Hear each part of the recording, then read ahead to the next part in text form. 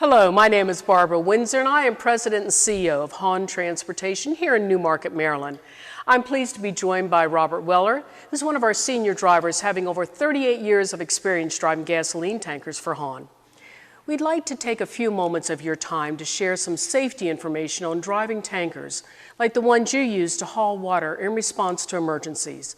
Bobby's a past president of the Newmarket Fire Department, of which my grandfather, James Hahn, helped to establish as our first chief, and my dad, Bob Windsor, was the second chief. We know that too many times firefighters have been killed in water tanker rollover crashes over the past several years.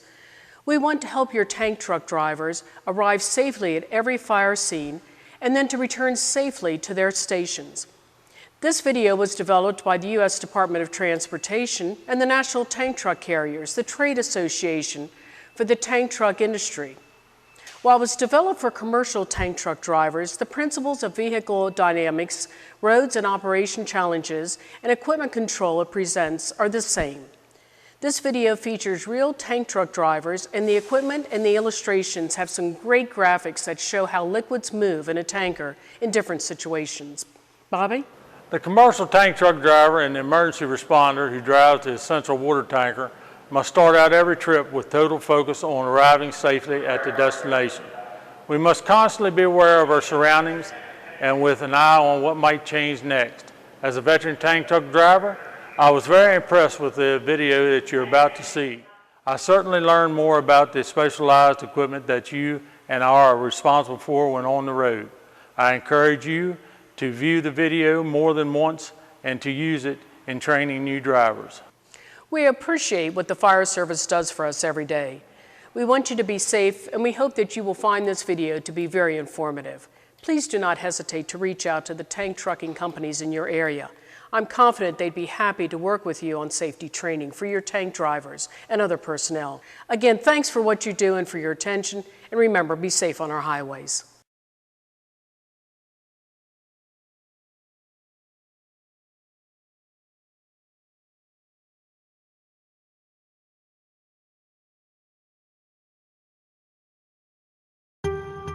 And when I came up on the car, I hit the brakes really hard. When I felt it lean a little bit, I kind of looked through the rearview mirror, and I can actually see the trailer leaning. Rolling that truck over was not even part of my mindset at that point. I lost control of the vehicle, and it started to roll. Because rolling over meant possible death, burning up. I just kind of got scared and didn't want to look at it anymore. I wanted to concentrate on everything around me. All my focus went into what was in front of me, what was to the left, to the right, ahead of me. So it flipped over onto the side and then over to the top and then back over 4 times all the way back to the wheels. It was all about how am I going to get out of this alive. It was very scary. It was very scary. It could have been my family in that car, or anybody's family.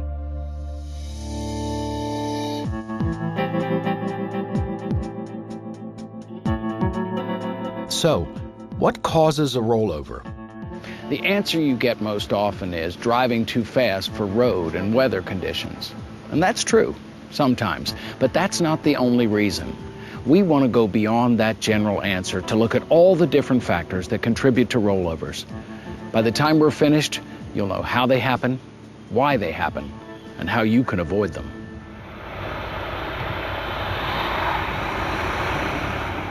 Rollovers can happen anywhere. You probably think most tank truck rollovers happen at exit and entrance ramps. The driver misjudges the curve and takes it too fast. But no, rollovers actually happen more often on straight roadways. Why do you think that is?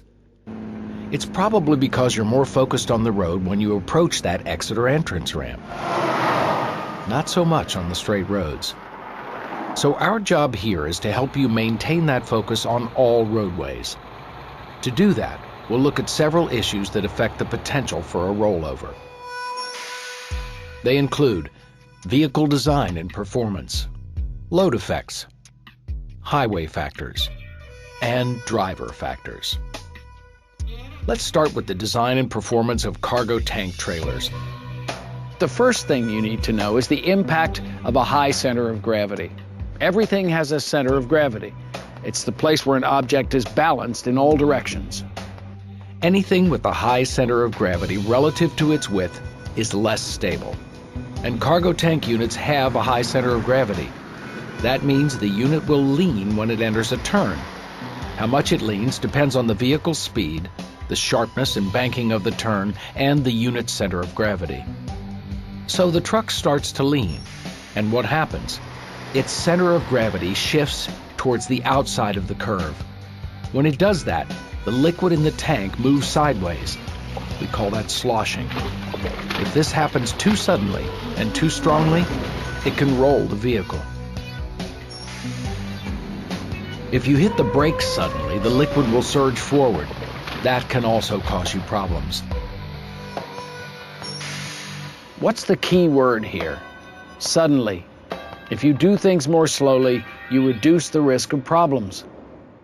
Anytime you speed up, you're subject to mess up. As I was going down the hill, I kind of felt the trailer tilting a little bit because of the speed that I was going. And you come around the curve, and it's sharper than you anticipate, and you just won't be able to slow down, and you can roll over the truck. It made me very alert of all of my surroundings and looking ahead instead of, being too comfortable. You can never be too comfortable. All drivers should understand the design and performance of their vehicles. But as a cargo tank driver, you also have to understand how your liquid payload can and will contribute to rollovers. So let's talk about load effects. Drivers who've rolled over will often tell you their load shifted. They'll say the load shift caused the rollover. But the load, especially a fluid load, will always shift. It's responding to the way you, as the driver, are handling the trailer's movements. How much load you're carrying affects how your vehicle handles. With a tank full of liquid, one wrong move can mean a rollover. The most important thing you can do to keep the vehicle and the load under control is manage your speed. Manage your speed to adapt to driving conditions. When the road and the weather call for it, slow down. As difficult as it can be to drive a full tank of liquid, partial loads are even more challenging because there's more room for the liquid to move. Over 94% of rollovers occur in trucks with a partial load. Liquid slosh and surge are a big factor in those rollovers. Slosh and surge are caused by speed, by turning radius, by sudden braking or taking off, by sudden maneuvers, and by load distribution. You have to pay particular attention anytime you're hauling liquid as to how much you're hauling, how high it is, what the level is in your tank. If you hit the brakes suddenly, that product is going to move forward. And when it does, and it hits that bulkhead at the end of the trailer, all that weight now is thrown forward at you. It just makes it harder to stop. Surges also occur in a tanker following a sudden maneuver. This could be something like sudden braking to avoid an obstacle, trying to get back on the road after you drift off the pavement, moving the tractor too quickly for conditions, or shifting or missing a shift on a turn. And if you're not careful and you just kind of release your foot off the brake for a moment, at that wrong moment, you could be thrown into an intersection. And you don't want that. We should also take a look at several vehicle maintenance issues. Things like poor brake performance, a damaged suspension, underinflated tires, and load dynamics. They could all contribute to a rollover. You could eliminate some of them with an adequate pre-trip inspection. If you have any questions about your vehicle, tell someone in maintenance or at dispatch. Don't leave with a vehicle that you aren't confident will perform safely. I mean, it takes just a few extra minutes to check all these things, and it could be your life if you don't. Now let's look at potential highway factors. These include sharp curves, steep downhill grades, soft shoulders, berms, mounds, and curbs, narrow driveway entrances or exits, and limited visibility areas that can reduce eye lead time for turns or hills. It's important to survey and identify high-risk sections of regularly traveled routes. If at all possible, survey routes to unfamiliar destinations in advance to identify and avoid high-risk areas, and proceed cautiously until you know and are comfortable with the route. Remember, you're the professional on the roads you travel. If there's a road design condition that makes you feel uneasy, report it to your company. Changes in dispatch or additional warning signs at locations like that could help prevent rollovers. You see this sign? This information is not for you. It's for passenger cars traveling in good weather. Fleet safety experts say that when you enter this curve, you should drop your speed at least 10 miles per hour below what you see here. We all know that long downhill grades can lead to excessive speed. So, are your brakes properly adjusted? Have you shifted to a lower gear? The only acceptable time to deal with downhill grades is before you start down them. Don't rely on the feel to estimate your speed. Remember that the larger the vehicle, the slower the driver thinks it's moving. So always check your speedometer before you enter curves, ramps, or downhill grades. And remember, newer trucks don't have the same engine retarding as older models. Be sure to set your jake brake properly. Be aware of the shoulder conditions on any roadway. Dropping off onto a soft shoulder may cause the outside wheels to sink and trip the whole unit on its side. Tripping happens a lot on entrance or exit ramps that have a curb on the inside of the curve. When you're traveling a little too fast, the tanker wheels will track inside of the tractor wheels. So even though the tractor takes the turn just fine, the trailer tires may swing in a little closer. They'll hit the curb and trip the unit. A good rule of thumb is to allow about 3 to 4 feet of clearance between the tractor's tires and the curb. That way, the trailer tires should be clear of the curb, even if off-tracking occurs. An improper recovery can lead to a reverse tripping condition. Let's say you go off the roadway and you try to bring the tractor back onto the roadway too quickly and at too fast a speed. This could trip the unit when the tires hit the shoulder berm or the pavement on the return. Wide intersections may cause you to be too confident when you're turning.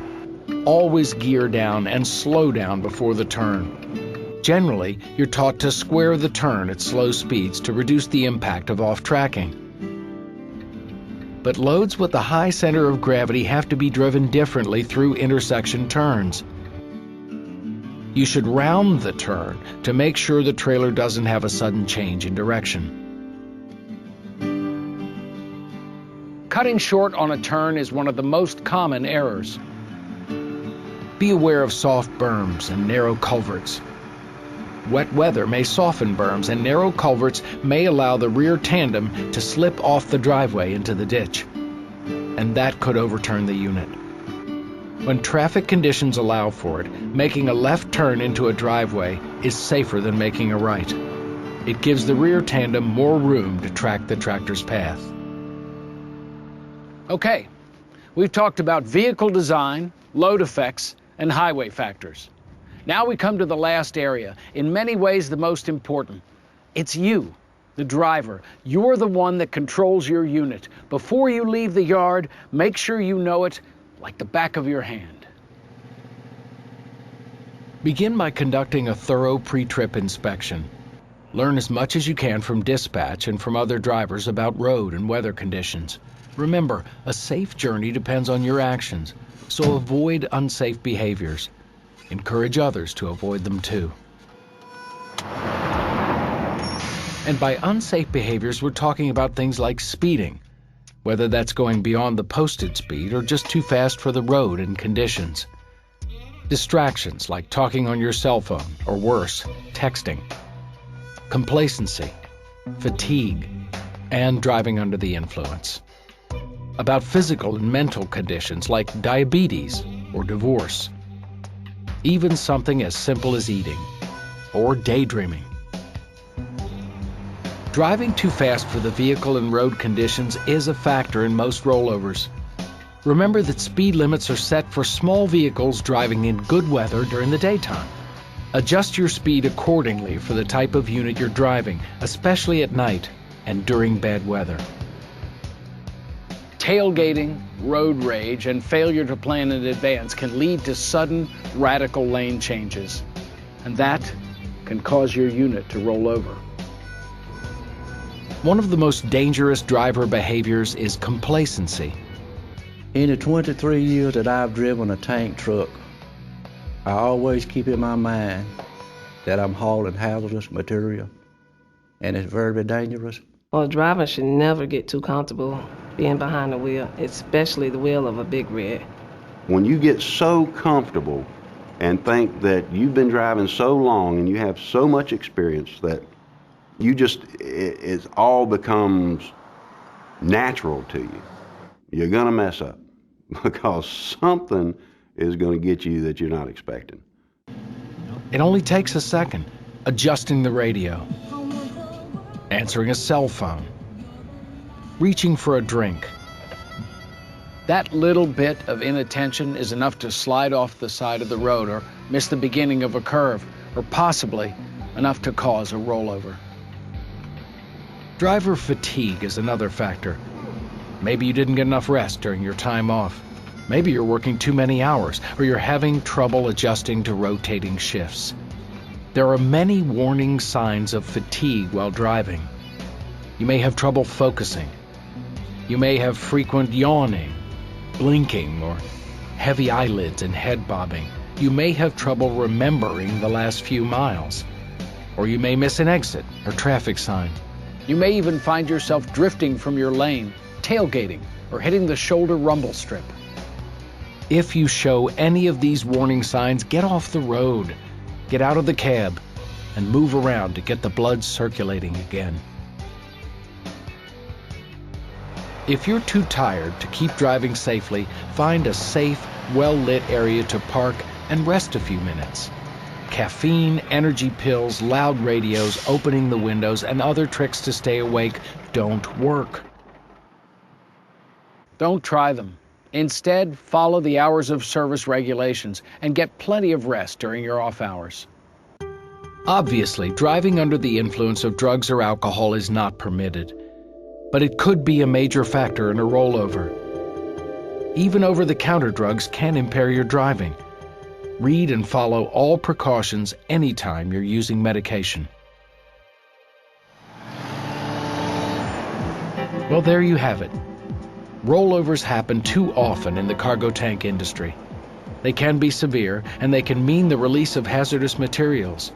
And they can happen because of the design and performance of the trucks, because of the characteristics of the roadway, and because of the actions and behavior of the driver.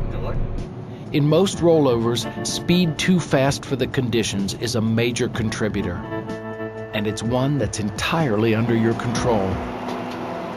We hope that you now have a better understanding of the factors that can lead to a rollover. And we hope that you're better prepared as you head out on the road. The bottom line is simple. Rollover crashes are preventable. Rollover crashes are unacceptable, and you are the key to eliminating